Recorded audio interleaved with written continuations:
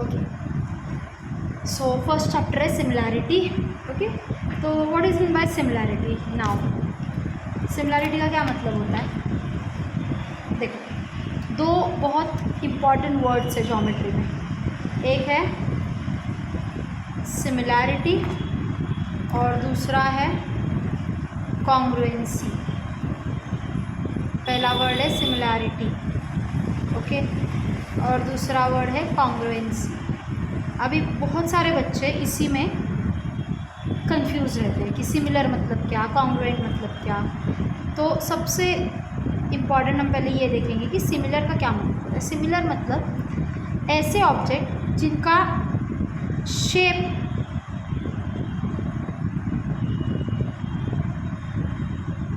And shape same होता है but different size.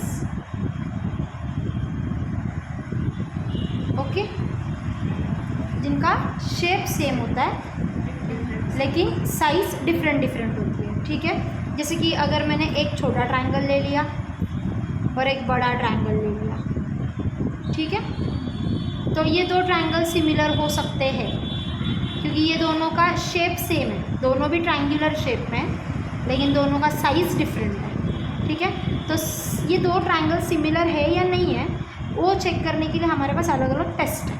ठीक है, नेक्स्ट ये हो गया सिमिलर वाला कंसेप्ट। सेकेंड कंसेप्ट है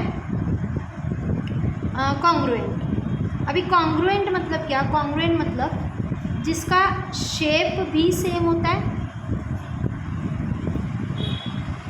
और साइज़ भी सेम होती है। ओके, शेप भी सेम और साइज़ भी सेम। जैसे कि अगर मैंने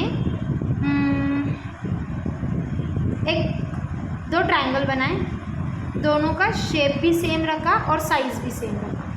और दूसरी बात क्या होती है, अगर मैंने यह ट्रायंगल को इस ट्रायंगल पे प्लेस किया तो इनके सारे वर्टाइसेस कोइंसिडेंस होनी चाहिए। कोइंसिडेंट यानी कि ये पॉइंट इस पे आना चाहिए, ये पॉइंट इस पे आना चाहिए, ये पॉइंट इस पे आना चाहिए। अगर ये परफेक्टली फिट हो गया ये ट्रायंगल इस ट्रायंगल पे, तो हम बोलेंगे ये दोनों ट्रायंगल कॉन्ग्रुएंट है। ठीक है, तो कॉन्ग्रुएंट का क्या मतलब हुआ? Same shape same size. और सिमिलर का क्या मतलब होता है? Same shape but different size. समझ आ गया? ओके, अभी हम जाते हैं चैप्टर के पास। तो चैप्टर में सबसे पहले दिया है रेशो। ओके, तो उन्होंने बोला है रेशो का मीनिंग क्या होता है? क्या होता है रेशो का meaning? Comparison of two identical quantities. अच्छा, what is in by identical? Same. जैसे कि मनी या फिर पेट्रोल। ठीक है ना, तो हम सेम क्वांटिटीज़ का कंपैरिजन करेंगे। जैसे कि अगर मैंने बोला मेरे पास 300 रुपीज़ है और शैनी के पास 500 रुपीज़ है। ओके, तो इसको हम ऐसे लिखेंगे 300 डिवाइडेड इज टू 500। ओके, तो हम इसको ऐसे लिखते हैं तो ये हो गया रेशो। हमने ये दोनों क्वांटिटीज़ को रेशो में लिखा। समझ आ गया? ओके, तो रेशो के लिए हमारे पास सिर्फ और सिर्फ सेम क्वांटिटीज़ ही होनी चाहिए, तभी हम रेशो निकाल सकते हैं। ओके, जैसे अगर ऊपर पैसे, जैसे यहाँ पे मैंने रुपीज़ दिया है तो यहाँ पे मैं केजी वगैरह नहीं ले सकती। ओके, यहाँ पे रुपीज़ है तो रुपीज़, केजी है तो केजी, ऐसा। अभी इसमें ये जो पहला क्वांटिटी होता है, पहले क्वांटिटी को हम बोलते हैं एंटीसीडेंट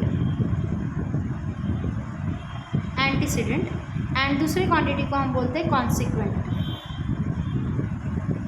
ओके, ठीक है, always remember first quantity of ratio is called antecedent and second quantity of the ratio is called consequent. Okay, अभी रेशो में हम हमेशा नेचुरल नंबर्स यूज़ करते हैं। Okay, we use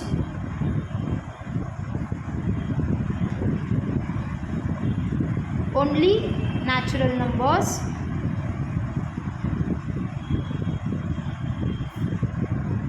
in ratio. समझ आ गया? ओके, सिर्फ और सिर्फ क्या यूज़ करेंगे हम? नेचुरल नंबर्स यूज़ करेंगे, क्योंकि अगर नेगेटिव रहेगा, जैसे अभी हम रेशो में डे टू डे लाइफ की चीज़ें कंपेयर करते हैं, जैसे कि पैसे, केजी। तो अगर मैंने केजी वाले क्वांटिटीज़ लिए, जैसे कि पोटैटो का केजी ले लिया मैंने, ऊपर एक नीचे, तो अभी ये नेगेटिव हो सकता है क्या? हम पोटैटो को मेजर करते हैं नेगेटिव में? नहीं। ओके। एरिया ऑफ ट्राइंगल सबसे इम्पॉर्टेंट, ठीक है। एरिया ऑफ ट्राइंगल, अभी देखो है for right angle triangle. Okay, for right angle triangle. अच्छा, तो अभी मुझे बताओ, राइट एंगल ट्राइंगल मतलब कुछ इस तरीके का एक ट्राइंगल होगा, करेक्ट। राइट एंगल ट्राइंगल मतलब जिसका एक एंगल 90 होता है, ठीक है। तो इसमें अपने पास होता है एक बेस, ये है बेस, है ना, क्यू आर, और ये पी क्यू जो है ये क्या है? हाइट, है ना। ओके, तो इसके लिए हम फॉर्मूला लेते हैं। क्या होता है वो formula? Area of triangle P Q R. Area of triangle को लिखने के लिए हम ऐसे लेटर से डिनोट करेंगे, जैसे ए कैपिटल, ए मतलब एरिया, इन ब्रैकेट मतलब किसका एरिया हम फाइंड कर रहे हैं वो, उसमें लिखना है। ये ट्राइंगल का नाम है पी क्यू आर, तो मैंने लिखा area of triangle P Q R. Okay, so area of triangle P Q R is half into base into height, half into base into height. समझ आ गया? ओके। समझो एक्यूट एंगल ट्राइंगल, ठीक है। अगर मेरे पास एक एक्यूट एंगल ट्राइंगल है, एक्यूट एंगल ट्राइंगल का क्या मीनिंग होता है? हाँ, जिसके सारे एंगल एक्यूट होते हैं, करेक्ट है। एक्यूट मतलब लेस देन 90। अभी मैंने ऐसा मार्क किया, इसका मतलब मैंने डिफरेंट ट्राइंगल्स लिए। तो समझो इसको अगर मैंने नाम दिया ये ट्राइंगल को ए बी सी, ओके, ये ट्राइंगल को मैंने नाम दिया A B C. Now length of A B, length of side A B is P, length of side B C is Q, और length of side A C is R. अगर तीन अलग अलग लेंथ है अपने पास ट्राइंगल के, तो formula ऐसा बनेगा। हम पहले इसका सेमी पेरीमीटर निकालेंगे। Okay, what is in bye semi perimeter? Perimeter का हाफ।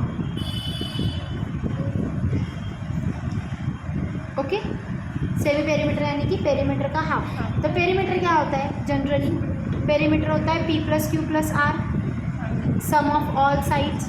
ओके, अभी सेमी पेरीमीटर मतलब इसको डिवाइड बाय 2 करना। तो कोई भी क्वांटिटी को हम डिवाइड बाय 2 करते हैं, इसका मतलब हमने इसका हाफ मेजर किया, करेक्ट है। तो ये हो गया semi perimeter. Okay, so now S is equal to P plus Q plus R upon 2, ठीक है।